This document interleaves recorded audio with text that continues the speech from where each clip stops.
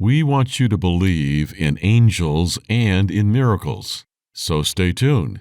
My name is Landen, and I'm 9 years old. I'm the guy that got thrown off the 3rd story at the Mall of America. And that was the part where God came in and helped. It was a miracle that I'm alive. God healed all the parts of my body. I'm perfect! Welcome to Understanding the Times Radio with Jan Markell, Radio for the Remnant, brought to you by Olive Tree Ministries. In part 1 of our program, Jan Markell talks to Kari Hoffmann, whose story will encourage you in dark times. In part 2, Josh Schwartz and Ken Mikle talk to David Tal. The Mideast is the epicenter of end-time activity. They will talk about it. Here is today's programming. You probably don't recognize Landen, but I'll bet you remember his story and what happened to him nearly 4 years ago at the Mall of America. This is what he looked like on April 12th, 2019. This picture taken about an hour before he and his mom walked into the mall to meet up with a preschool buddy and his mom on the 3rd floor. My name is Kari Hoffmann. I have a husband, Dave, who I've been married to for 12 years. And I have twins who are 11, Hayden and Haley, and Landen is now 9. My family has a story to share, and it's a hard one to listen to. It's very heartbreaking, but out of it is an amazing miracle. So Landen was 5 years old, and he was ending preschool, and so we were going to go do something fun to celebrate with a friend. This friend of ours really wanted to go to the Crayola factory at the Mall of America, and the boys were excited, saying, yes, let's go there, let's go there. And we went. And right when I was driving into that parking ramp, I just got an overwhelming sense that something's wrong. I shouldn't be here. It was just like chills. It was just a feeling. But we're here, so I'm just gonna pray. The mall was not open yet. So they played in the car for a little bit, then we started to go in. And we're at the Rainforest Cafe on the 3rd floor. And of course the boys are so excited they want to see the alligators. And the alligator was not on, and there's a big sign that says, please don't step on the rock. And the boys were climbed up on that rock looking over the edge. And at that time, a stranger came up and was whispering to the boys. And so I stopped talking to this mom, and I kind of went over to him and I said, oh, excuse me, do you not want us on this rock? I'm thinking he must work here. He must be like fixing it or something. And he smiled at me and he said, no, you're okay. You can be here. So then I thought, oh, okay. I stepped back, and then he whispered to them again. And I thought, do you not want us here? And then he said, no, you're fine. And in that second, he picked Landon up under the arms and ran and just threw him off that 3rd floor balcony. Welcome to the program. So glad you can join me for the segment here. And now and then you know that we depart occasionally from the news and the happening now format, and we bring in other topics from apologetics to faith-building stories of encouragement. And it does exhort us in Hebrews 10 to encourage one another, and all the more as you see the last day drawing near. And some of you will remember a rather heart-wrenching story from a few years ago that occurred here in my hometown, state of Minnesota, Twin Cities. Kari Hoffmann and her son Landen were on a trip to Minnesota's famous Mall of America when a demonized man grabbed her son Landen and threw him to the main floor from the 3rd floor almost 40 feet. And that began a saga that was really followed by the world. And most importantly, prayers came from around the world. And Kari had a test of faith and endurance like not many can go through, because Landen's recovery was clearly against all odds. Well, Kari has joined me in studio today for Understanding the Times Radio. She too lives in the Twin Cities area, as does Landen. Landen, was he 11 years old now, Kari? Yes, he's 11. Just finished 5th grade? Yes. So what intrigued me, lots of things, but you're driving to the Mall of America, and you've got an ominous feeling that you've got to almost pray for protection. I think that's stunning.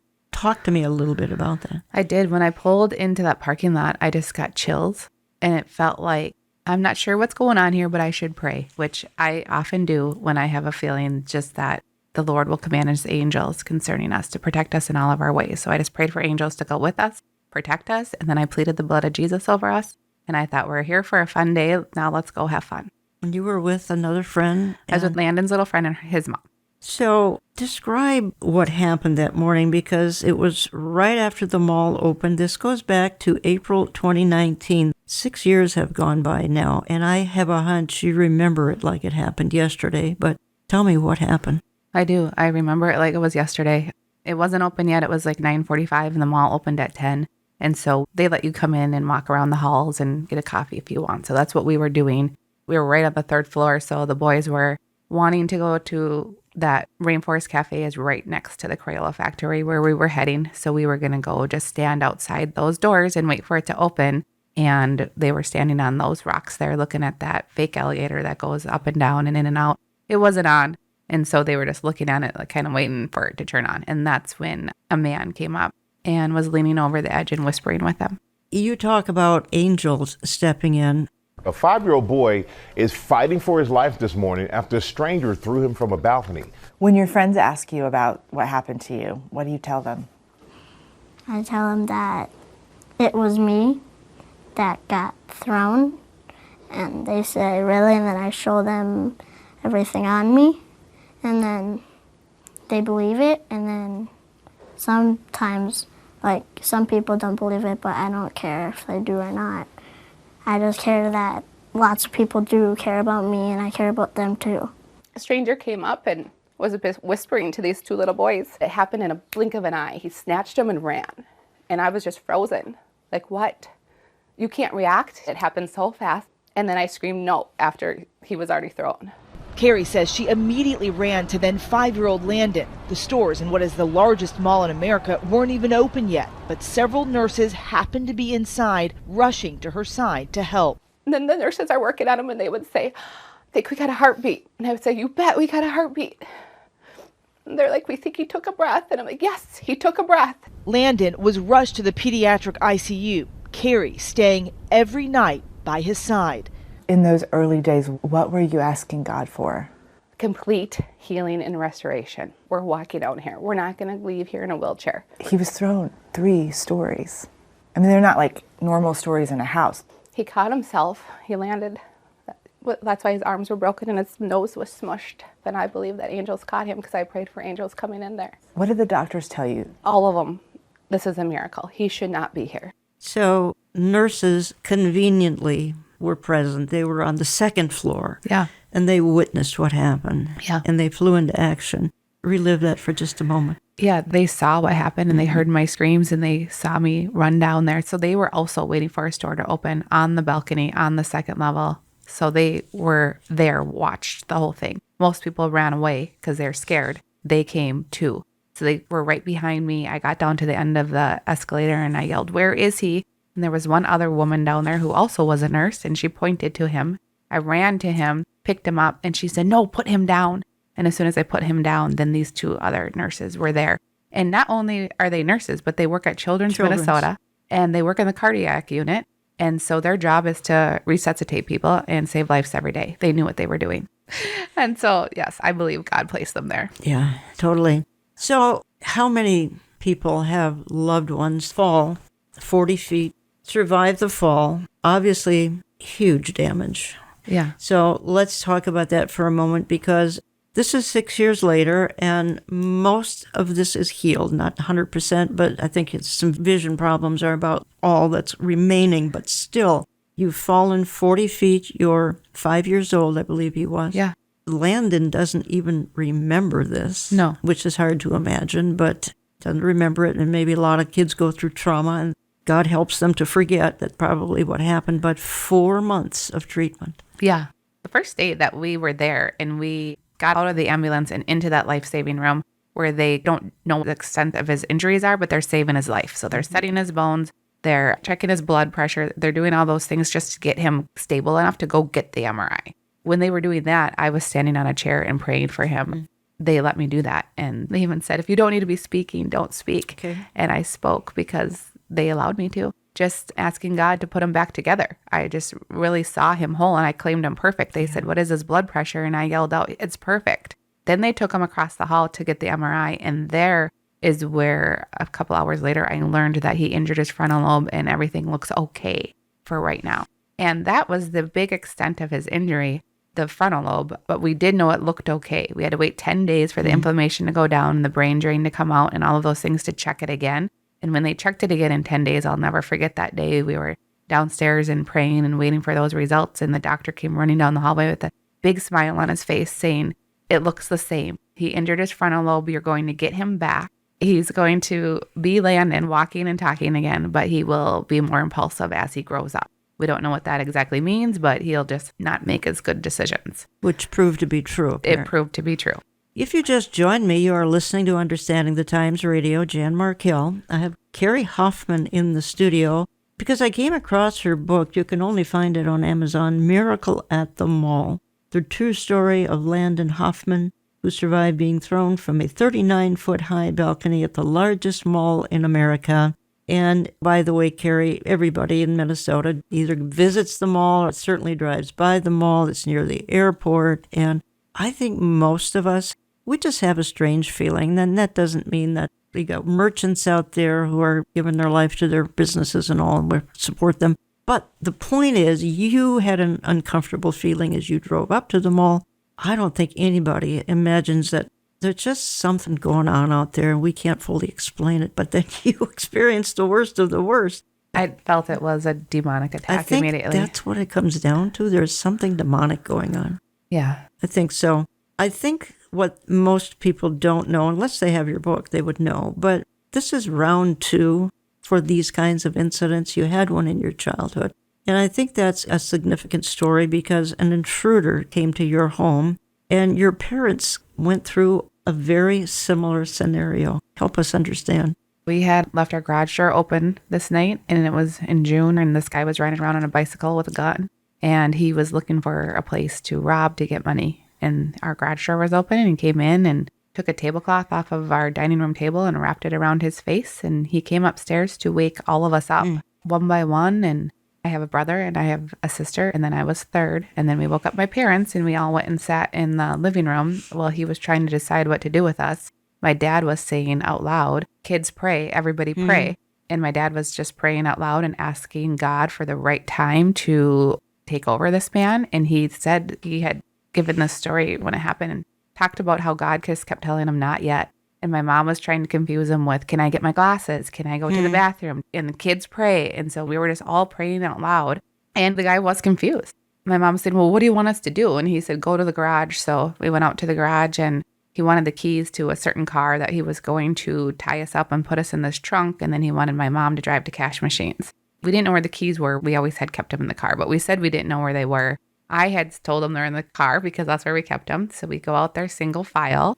My dad was the last one, and I went in the car and held up the keys, and as soon as I held up the keys, the man looked, and my dad heard God say, now. And my dad grabbed the gun, punched him, got him to the ground, pinned him on the ground, and just kept punching him until he would let go of the gun, but he wouldn't let go of the gun. He kept saying, I give up, I give up. And then my dad said, well, let the gun go then, but he wouldn't. He had a death grip on it, and my mom had to pry it off with his fingers, and he bit her in the leg, and my dad held him there, and then my mom got the gun away, and the police came. And he had 27 bullets in his gun. He was ready to hurt somebody, too. And it happens to you again several years later. You think that was preparing you? I do think that moment, none of us were fearful because we were praying and asking God to protect us, and we knew that he was there. We all had a peace. And when this happened with Landen, it was the same thing. Just had a peace that we were taken care of, that God was in control.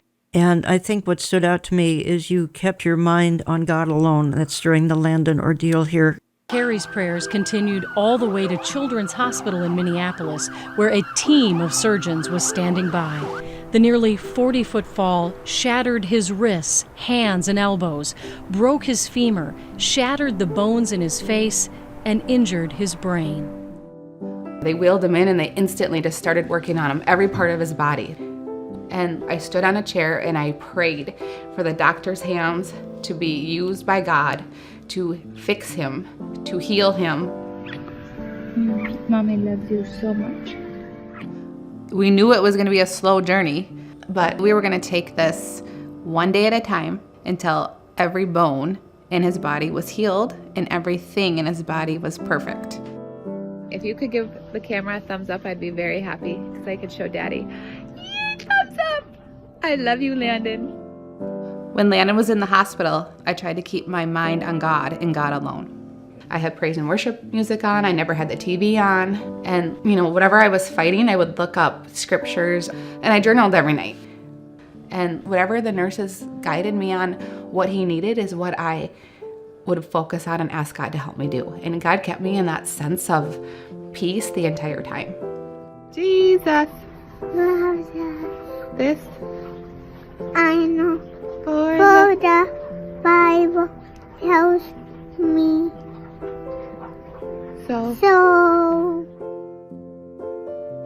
Today, 4 years later, I finally feel like I have him back. The first year out of the hospital, it was probably the hardest time ever because he didn't look like himself. He didn't act like himself. His personality is completely different. He was struggling in school and with friends, and it was hard. But we're finally getting back to who he was.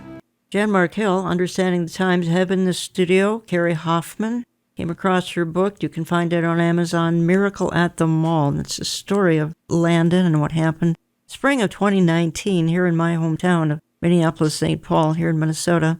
And I think another thing, Kari, that stood out to me is the people literally around the world who were engaged in this. That's quite amazing. There are tragedies literally every minute in America and around the world. And not everybody from around the world gets tuned in, but they did. Yeah, I think it was because I immediately cried out in prayer, asked people to pray, and people wanted to pray for him. They sent me letters. I had thousands of letters of people saying prayer groups praying. Prayer groups all over the world, yes. Even some in Australia I would get letters from. It was amazing. That clearly made a difference, though. It had to have. For sure. Anything that Landen was not doing well on, I would ask for prayers, just one certain prayer group that I had, and then they would spread the news. But I also feel like even though people didn't know exactly what they were praying for, they were just praying that he would be healed and we would get answers and we would go home. And I felt it. God kept me in a perfect peace the entire time. I was never fearful. I was never worried. I never thought he was going to die. Some doctors did, and I didn't want them in my room. Oh, they did? Yeah. There was one specific. Okay. But you definitely had to learn patience. You talk about it. Everything took so long. That's medicine, and every bone takes a long time to heal. Yeah. Every procedure takes forever. It does. He broke his leg twice, so he broke his femur from the fall. That's 6 weeks to heal, so it kept us in bed. Then we're like, 6 weeks, we can stand up. He broke it again. But that was divine intervention as well. At the time, I was very upset that he broke it again, and we have to stay in bed for another 6 weeks, not get up, not move. But what had happened from the fall was his vena cava had ripped off from his heart, and it was hanging on by a thread. And the inflammation in his body held it together, and it was slowly reattaching to the heart. And as it was getting tighter and tighter, and it got to the size of a pinhole. If Landen had not been walking around, that would have complicated things. He could have died. So he needed to break his leg a second time to stay in bed until the doctors figured this out. And so again, that was another miracle. We needed him in bed, and I was so mad at the time, wondering why? But I just trusted that there was a reason. I knew I'd know a reason someday, and I do now. And I'm impressed, Kari, that you've done a lot of media. As a matter of fact, I picked up a little clip here. This is actually Landen today, and I think my audience needs to hear it. And folks, if you're watching the video version, you can see all these clips, and you can see Landen several years ago and Landen today. And here's that miracle boy today. Landen loves hockey, hanging out with his buddies. All right, Lando, we're going to do our eye movements. Okay, stay focused on that. I'm going to try to distract you. Don't let me. He's still working on his recovery. We were with him as he got vision therapy to help control his eyes from drifting. I see a clock that's like some numbers are out and some are like in. So far, we're seeing his eye movements smooth out. His ability to converge his eyes is quickly improving. We're seeing improvement with his physical coordination. From surviving an unspeakable act of evil at America's largest mall to a typical 11-year-old boy. Come on, guys, let's go. A true miracle. Do you want to add to that, Kari Hoffmann? That's just a few months old. Maybe you have an update. He loves life. He's golfing today. He loves fish. He loves baseball. He loves telling everybody he's the miracle boy, that he's the boy that was thrown over the balcony at the Mall of America and God saved him. He is ready to tell a story to anybody who wants to hear because he wants everybody to go to heaven. Not everyone gets a miracle. I think almost every listener is waiting for, some are just waiting to get well.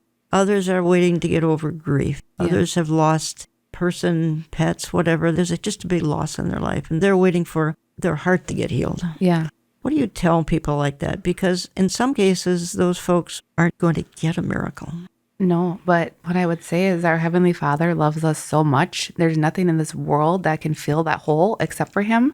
And so when you just immerse yourself with His love, listen to things that are going to fill you up, draw you closer to Him, that's the only thing that here on earth is worth living for. We're here for a blink of an eye in time, and we're in heaven for eternity. So while we're here, God wants us to enjoy our lives, no matter what we're going through and how we can do that. The joy of the Lord is our strength. I sat in that hospital room and every day was fun. We made it fun. Even if he was going through something really hard, we looked forward to the popsicle or had Nana and Papa come in and play a game. And it was laughter and we had a good time in there. We did not say poor us and what about us and feel sad about anything because we were fighting for our lives and we knew God was on our side. And when we get to heaven, that's forever. Then our bodies will be perfect and those holes will be filled. You can find Kari on Facebook and Instagram under Kari Hoffmann, KariHoffmann. You can find her book, Miracle at the Mall, on Amazon, the true story of Landen Hoffmann, who survived being thrown from a 39-foot high balcony at the Mall of America. That's America's largest mall. You have an interesting story as it concerns the word Emmanuel. Why don't you talk to us about that? Yeah. When we were in the hospital on that first day, people keep coming to see you, lots of family and friends, but other people too. So they ask you to have a code word to get up to your room so that when people get there, they don't have to be questioned. They just say this code word and that means I know them and they can come up. I didn't care what the code word was at the time because I was too busy thinking about Landen. So one of my cousins said, how about Emmanuel? And I said, sure. So the name was Emmanuel. She said, let's use that because it means God is with us. So I said, okay.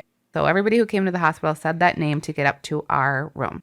2 weeks into it, I was sitting in Landen's bed one morning and I was journaling and my sister had texted me, do you know the name of the man who threw Landen is Emmanuel? And I sat there in the bed and cried. And a nurse walked in and she said, what's wrong? And I said, well, we're saying Emmanuel as a code word to get to our room. And that's the name of the man who threw him. I didn't know anything about him. I didn't want to know. She goes, well, we got to get that changed. And I said, yes. So we changed it to perfect because that was the word. Anytime the doctors came in to talk to us, they would give us their report and I'd say, but he's perfect, right? And then the doctor started saying, yep, he's perfect. So we changed it to perfect. Years later, I started writing this book and thinking about that again. And it just showed me how God's fingerprints are all over the story in so many different tiny little ways that the name of the man who threw Landen is Emmanuel. And Emmanuel means God is with us. So God was with us through the man who threw him. And I just feel that Satan asked God for permission to be able to do this to Landen because he knew what the outcome was going to be. He knew he was going to perform a miracle. He knew he was going to save him. And God allowed it because he knew that I would tell it.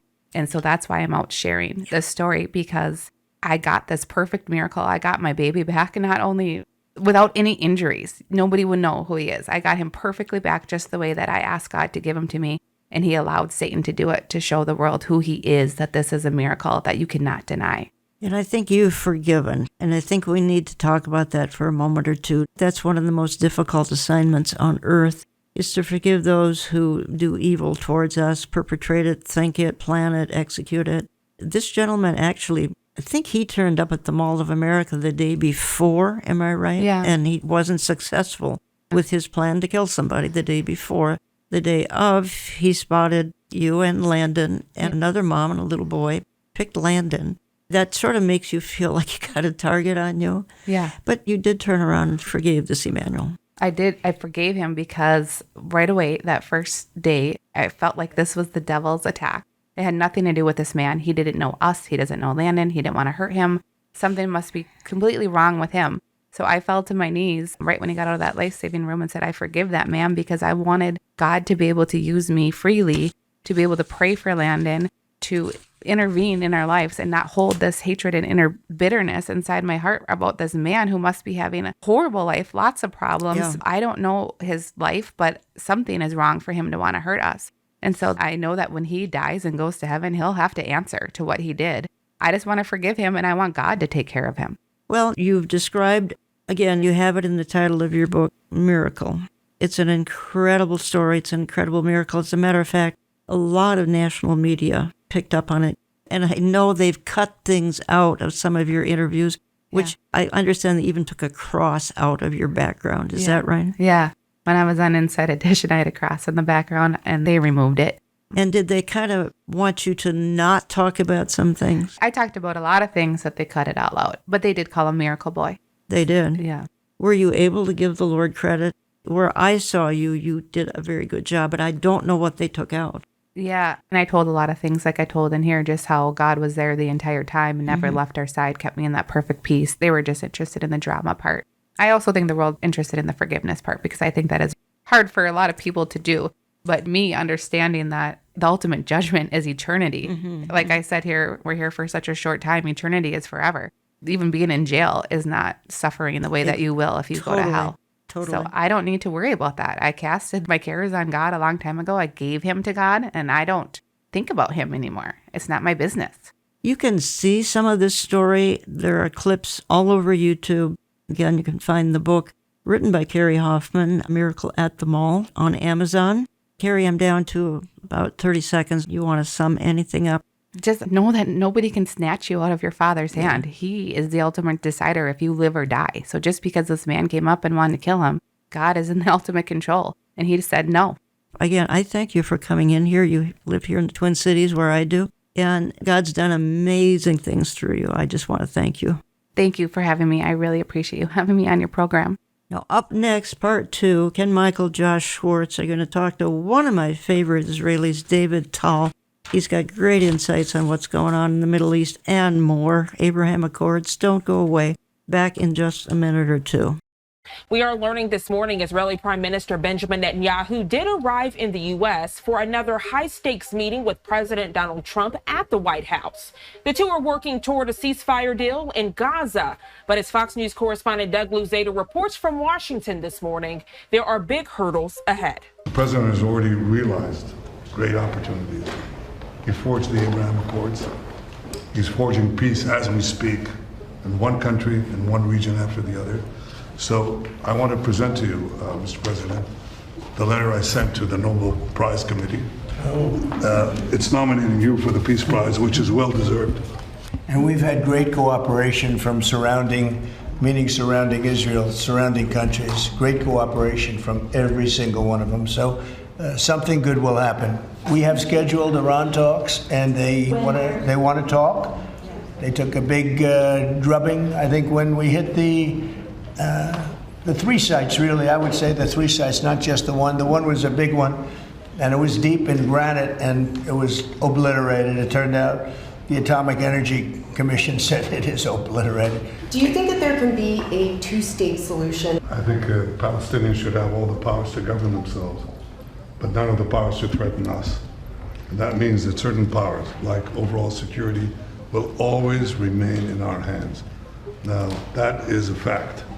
And no one in Israel will agree to anything else, because we don't commit suicide. We want life, we cherish life for ourselves, for our neighbors. And I think we can work out a peace between us and the entire Middle East with President Trump's leadership. And by working together, I think we can establish a very, very broad peace that will include all our neighbors. Well, welcome back to Understanding the Times. I'm Ken Mikle, along with Pastor Josh Schwartz. Well, this week, Prime Minister Netanyahu met with President Trump to talk about the Middle East, what's going to happen in Israel and Gaza and the rest of the Middle East. And here to discuss that with us today is from the Balagan Connection. We'd like to welcome back David Tal. David, thank you so much for joining us today. Well, it's a pleasure to be here. And yes, there is so much to talk about. So I'm glad that this opportunity to explain what's going on has been afforded to so many people. Well, let's talk first about what President Trump wants to do. He is insisting that there's a ceasefire coming in Gaza. He wants a ceasefire, and he wants peace between Israel and Gaza. What's your take on that? And we heard Prime Minister Netanyahu say absolutely there will not be a 2-state solution. What's your take on that? Well, there's a lot of things actually mixing in, but let's go back to the beginning. Remember, we have a very militant, very, I'm going to say, death cult that is in control of Gaza. It's called the Hamas. It is the Palestinian version of ISIS or Al Qaeda, if you want to go that, who believes that they should die for their cause, and they're the ones who perpetrated the 7th of October last year. And Israel is saying, no matter what happens, no matter how it happens, no matter what the final agreement is going to be, we can't allow them to stay in power to be able to threaten Israel again. So they're trying to stay in power. They still have 20 live hostages and another 30 that are not with us. And that's the negotiation that is going on. They're trying to stay in power. Israel is saying, we don't want you left in power at the end of this. And that's where it is right now. So what do you see Gaza looking like in the future? I know we don't know exactly what that looks like. President Trump said that he wants to make that an area of great commerce and tourism. Do you see that happening in the near future? Theoretically, yes. The only or I'm going to put it like this. The last bottleneck, the last main obstacle to this Middle East mega peace, great plan that we can go into if you want to, the only thing that's actually holding that back are the Palestinians in Gaza. President Trump has already said he would like to see them leave Gaza, and we'll turn Gaza into an economic powerhouse.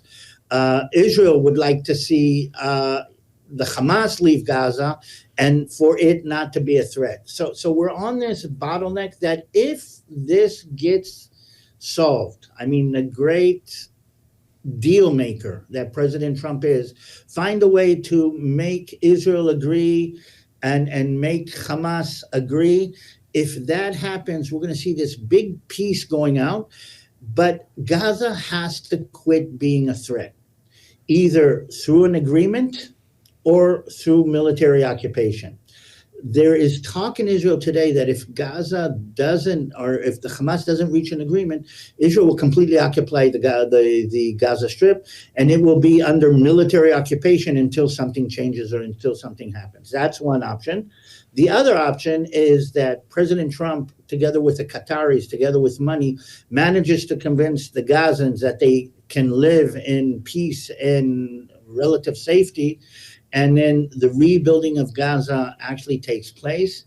In both cases, they're talking about Gaza being the main hub of the big India, Saudi Arabia, Jordan, Israel, Europe kind of axis, or the new Silk Road kind of dynamic that is going to be very, very interesting. So either the Gazans say, okay, let's live in peace, or Israel actually occupies the Gaza Strip.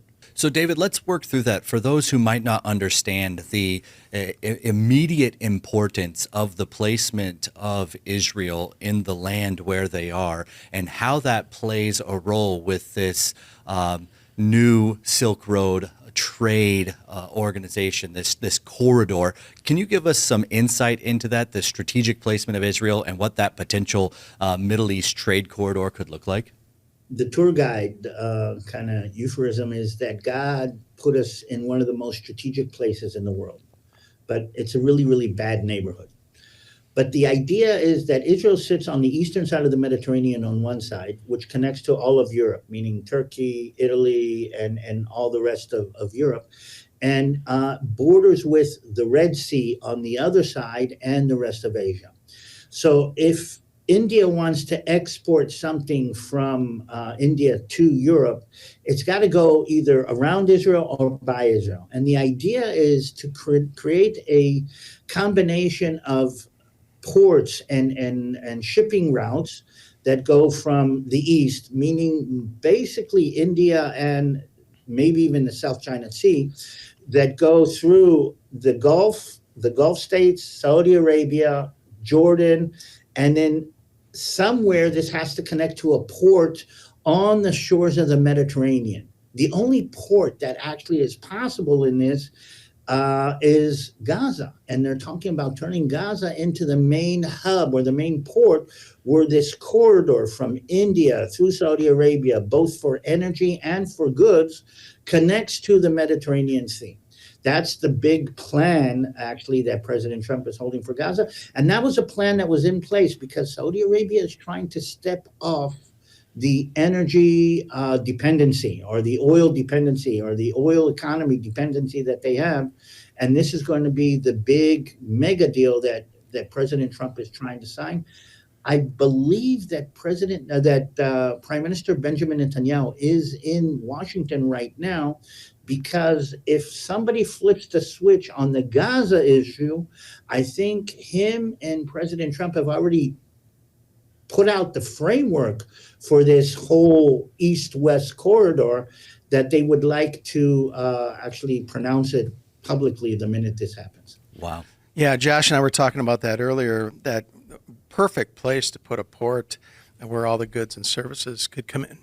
So, David, you mentioned Saudi Arabia earlier.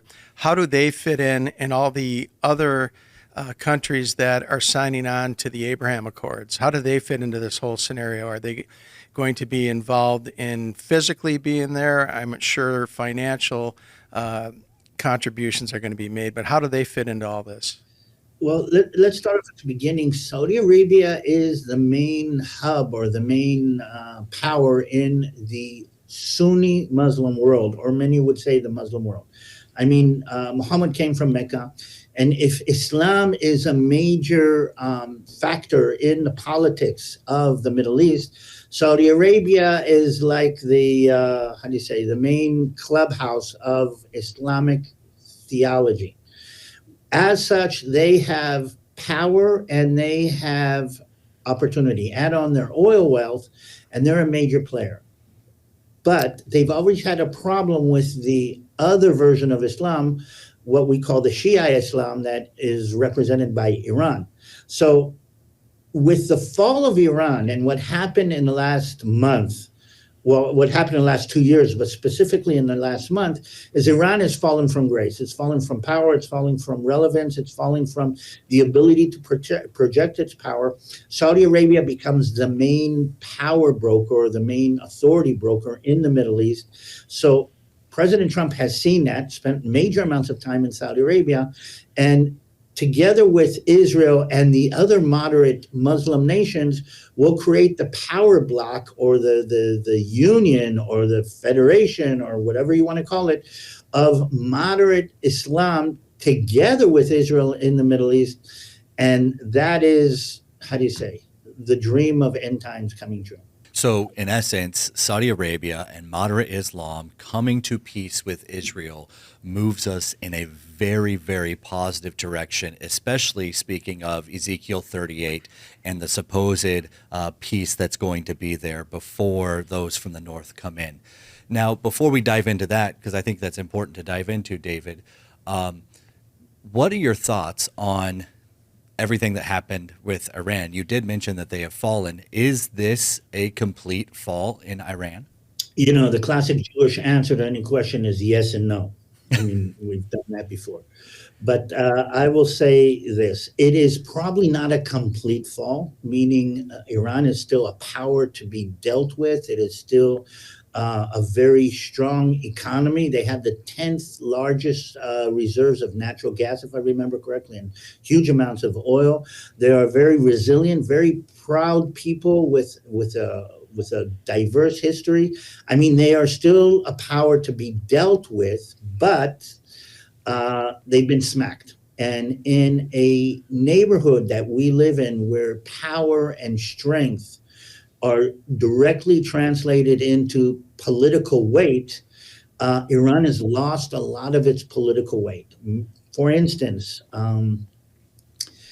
Iran was projecting power through its proxies. The Hezbollah is the classic one in Lebanon, the Houthim in Yemen, and they're saying, okay, you have to deal with us because we can make the Hezbollah do all kinds of things if you make us mad. The thing is, the Hezbollah has been dismantled in Lebanon. The Houthim are on their back foot. Iran itself is so they cannot project power. And if they cannot project power, then they're not a factor that has to be taken in consideration. What we're seeing in Washington right now, President Trump, Benjamin Netanyahu, and the power that President Trump has through all of these different arrangements, he is going to be the unifying factor for an agreement of peace that is based on economics and politics and not based on religion. And that is the backdrop that I think we're talking about. And that leads us squarely into this piece that comes from Ezekiel 38 before Israel is invaded from the north and God has to answer. Do you understand that Israel after the 7th of October is a wounded bear or a wounded lion? I'm going to use the lion. I'll use the lion because that's what we're talking about. But something major has to happen in order for Israel not to be afraid like it is right now. And again, we are very, very fearful. I don't know if you know, yesterday we blew up a facility in Syria that we thought might be a threat. On the other hand, they're still fighting. We lost 5 soldiers yesterday in Gaza, in an ambush in Gaza. So for something to happen that says Israel's going to give up its armor and beat its sword into plowshares, something major has to happen, and it has to be this mega grand amazing deal where the economy and the diplomacy and the politics glue together everybody, and a sense of trust is created not by what the other side can do, but what the other side says it's going to do. And since he is the king of deceivers, he is going to deceive Israel and the rest of the Middle East into a sense of trust, while all of the time plotting what we know is going to happen in Ezekiel. So I'm not saying that we're there yet. I'm not saying it's happening yet, but you can see something like that if the situation in Gaza is resolved and President Trump does pull out all the stops on this mega deal. You can see at least the first couple of steps leading up in that direction. Yeah, you're exactly right. And one other thing, you mentioned it briefly, is the IDF just bombed some locations in Syria. What is going on in Syria right now? I mean, that's a key player in the Middle East and in Bible prophecy. We know Isaiah 17 is going to happen at some point. Tell our audience what's happening in Syria right now. Syria was one of the hotbeds of opposition or hatred of Israel. It was ruled by a minority called the Alawites, with a family called the Assad family. But Syria has disintegrated, fallen apart, dismantled. In place of the old regime, there is a new regime that actually came out of ISIS and Al-Qaeda, but is now taken off the uniform, put on a suit, and is trying to reach some kind of diplomatic accord with the United States and with Israel as a result. What President Trump has done has everybody in the Middle East says, okay, I'm willing to give up my weapons. I'm willing to give up my militant aspect. And I want to get on the economic bandwagon that President Trump is actually putting in. And Syria wants a part of that too. Not only Syria's patron right now is Turkey. And they're both saying, let's side with the United States. And very interesting, the United States is tying Israel into that. So if you want to side with the United States, you have to be okay with Israel. And we're seeing the Syrian regime reaching out to Israel and saying, let's not fight anymore. Let's reach an agreement. We cannot reach an Abrahamic agreement, but we agree not to fight. If that happens, I think Lebanon is going to jump onto the bandwagon. And there's talk about Lebanon also being part of the Abrahamic Accords if they can convince the Hezbollah, which was the Iranian proxy that is completely fallen underground, if they can convince the Hezbollah to give up its weapons, and as a result, Israel will pull out of the places that we're holding in southern Lebanon, then we'll have Lebanon and Syria peaceful for the first time since the birth of the State of Israel in 1947. I mean, that smells like, Ezekiel. And it like you said, we're not saying that this is taking place, but it's almost as the points are being charted on the map to show us that we are going in a direction towards this. Again, a lot of things have to happen. Israel is still very, very scared. And I mean, I'm watching Benjamin Netanyahu. I heard what he said in the meeting. But can I superimpose something very, very interesting? I was watching parts, and we just saw part of it just now. There was Trump on the left side of the table, Benjamin Netanyahu on the right side. But behind Trump, about 4 or 5 seats down, was the American ambassador to Israel. And I don't know if you know, but his name is Mike Huckabee. He was the governor of Arkansas, and he's well known. But Here's the thing. The fact that there's a born-again Christian as a major player in what's going on between America and Israel today, sitting on the table in this very, very public announcement, means that God's in play here. And I think that's kind of fascinating. Wow. Amen. So we heard what's going on in the Middle East. Let's see what's happening over here in America. How does that affect us here in America? I want you to listen to a quick clip, and then we'll get your take. Does the Iranian regime really have numerous sleeper cells within the United States? Yes, as my article is titled, Iran does have sleeper cells in the United States, and they've had them for many years, and it's a key component of the regime's statecraft. The phrase sleeper cell has skyrocketed in the news recently as conflicts in the Middle East have escalated. It's a secretive-sounding phrase for a kind of undercover group. And you might have heard similar expressions like sleeper agent or sleeper spy. We're rounding up all these individuals or attempting to locate the ones that did get in. You have one that with admitted ties to Hezbollah.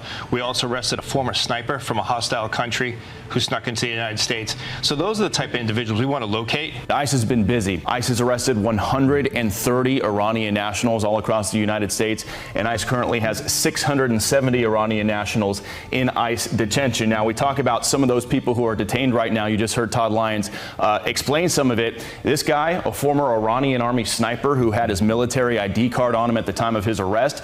This guy, a former IRGC member with suspected ties to Hezbollah. This man had a gun in his waistband, and ICE says another one of them was a known or suspected terrorist. After President Trump left the G7 summit in Canada a day early last week, it was learned he had received a message from Iran that if the U.S. attacked Iran's nuclear facilities, the regime could activate sleeper cells to launch terror attacks in the United States. We do not know much about most of them, and border czar Tom Homan does not think Iran will give us any information. This is the biggest national security issue this country has ever faced. Do you think Iran would give us any information about their national security issues or what the past or records of these people are? Iran's not going to give us that information. That scares me more than anything.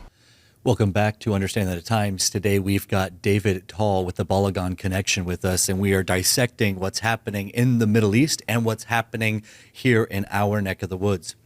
Now, David, you just heard in that clip that there are confirmed sleeper cells, Iranian sleeper cells in America, and there are confirmed arrested former IRGC members also here in America. What are your thoughts, and what should we be doing to at least gird ourselves from what could come?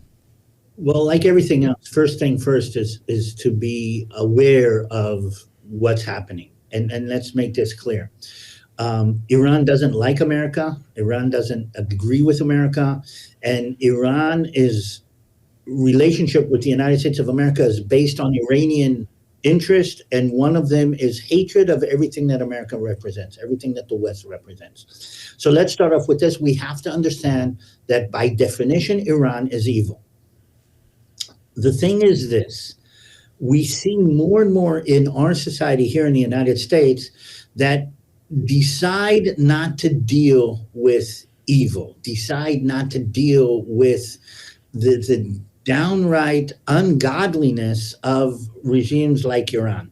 And we're seeing demonstrations in support of Iran, demonstrations in support of the Hamas organization, demonstrations in support of all of this ungodliness that comes from the other side.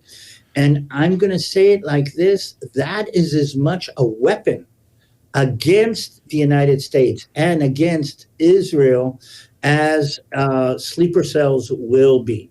I don't believe Iran will be using sleeper cells right now because I don't know if you heard yesterday, they talked about reigniting the negotiation with the United States. And any kind of vector terrorist attack on American soil will turn these, what they call, by the way, what they call useful idiots that are supporting Iran all over. And by the way, some of them included in the Democratic Party. Okay, they are more useful to Iran right now than I think the sleeper cells are. So Iran is going to use the sleeper cells. It's going to keep them in the meantime to be a threat. But I don't think right now they'll be used because the useful idiots are much more useful than that is. And I think that is something that we need to take into consideration, and they need to be dealt with too. Yeah, I couldn't agree more. In fact, Josh, we were talking about the Red-Green Alliance that I think David's spot on, that they're going to use people that live here that are sympathetic to their cause to start a lot of the problems that we're seeing. We're seeing ICE agents being attacked for the immigration issue that we have going on. So I couldn't agree more. So David, as we close out here, we're running out of time. How effective do you think the strikes were on Iran's nuclear program? Okay, let's put it in context.